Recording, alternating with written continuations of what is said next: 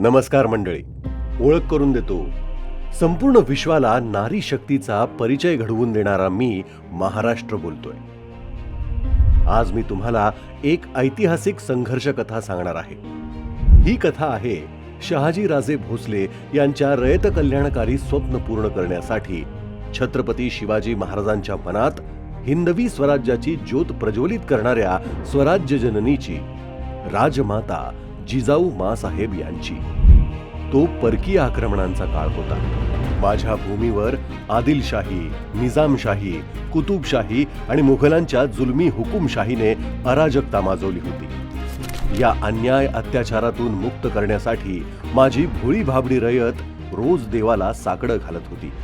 आणि अशातच मला एक आशेचा किरण दिसला.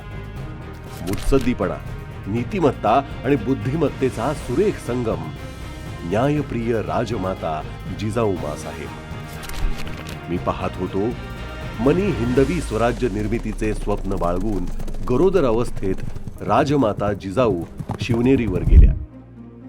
त्यांनी शिवछत्रपतींना जन्म दिला आणि त्यांना हिंदवी स्वराज्याचे बाळकडू पाजले.